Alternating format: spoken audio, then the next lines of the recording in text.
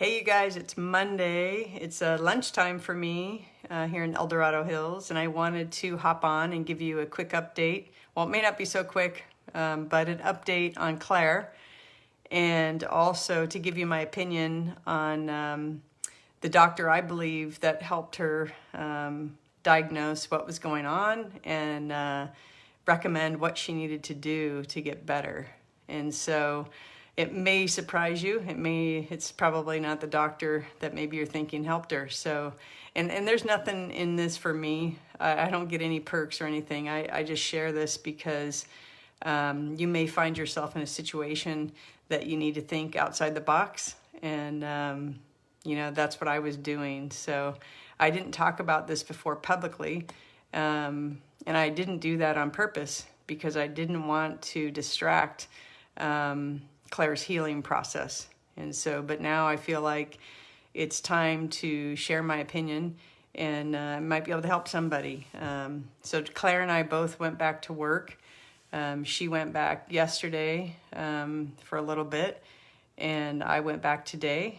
And I just texted her a few minutes ago, and she's doing good, just getting organized, getting her checklist together on what she needs to get done at work. And so I wanted to share with you, we were in two different hospitals. If you were following Claire's story, maybe if you saw my previous video talking about what happened. But the one thing I didn't share at that time was, who diagnosed Claire with acute food poisoning, and how did that come about? And so I wanted to share with you,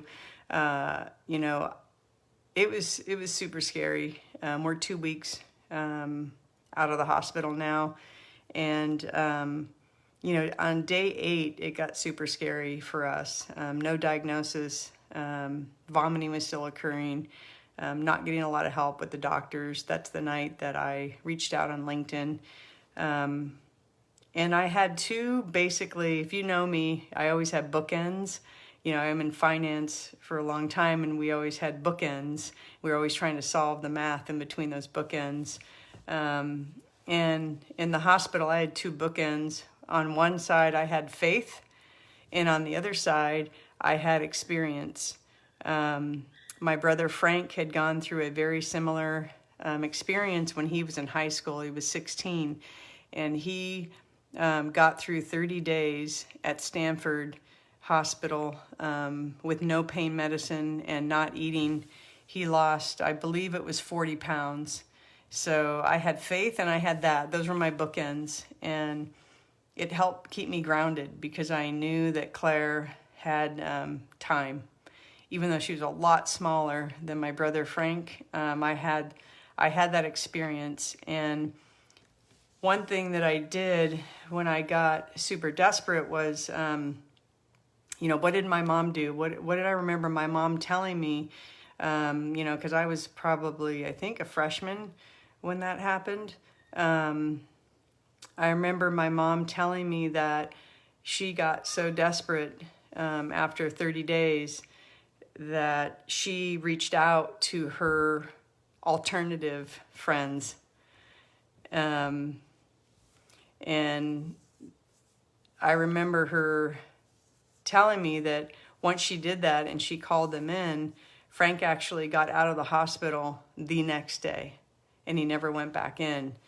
And so I was sitting there in the hospital with Claire, really trying to stay strong, not show my emotion to her, my fear.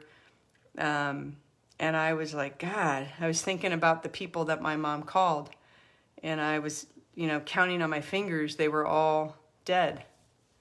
And I was like, who am I going to call? And it just came to me to call Dr. Kevin King. Dr. Kevin King worked out of Mountain View for many, many years, probably close to 30 years. And I met Dr. Kevin King in 2000 when I broke out with an acute health issue. And I've known Dr. King now for a long time, but I hadn't talked to him in at least probably 5 years. And so I decided to text Dr. Kevin King and reach out and say, hey, here's what's going on. Not a lot of detail, just, hey, could you please get in touch with me? What I didn't know at the time is Dr. Kevin King moved to Santa Barbara, and, his protocol is very alternative, and I didn't know how he was doing that with COVID, because usually you're in person when you work with Kevin King. And so he called me back, and again, this was day 8. He called me back right away, and he just asked me a couple things. How old is Claire now? Because he knew her from when she was young, and what were her symptoms? And so we didn't spend a lot of time talking about the whole story, because that distracts, from the treatment. It's like, how old is she? What are her symptoms? And he told me, I'll call you back in an hour. And he did. He called me back maybe about an hour, hour and a half, and he told me he knew exactly what happened to Claire.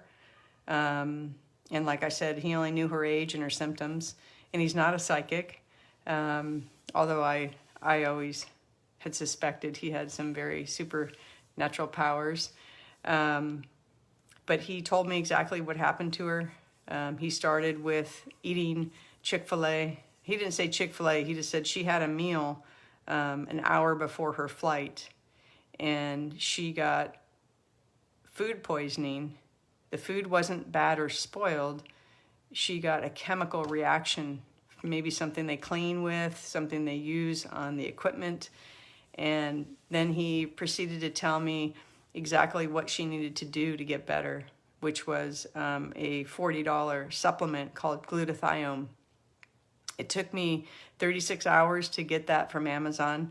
And then the hospital had to check it out to make sure that there was no drugs in it. So I pulled a Viola Cesario and I opened the bottle. I kept half of the supplements and I gave them the bottle to go test it. And the hospital had already approved giving Claire vitamin C, vitamin D3, and zinc, even though I didn't start that treatment yet. And so I started giving Claire the glutathione right away. And this was on Sunday now. So she had 1 dose of glutathione. And then on Monday morning, she was already feeling better. And by Tuesday is when we were checked out of the hospital.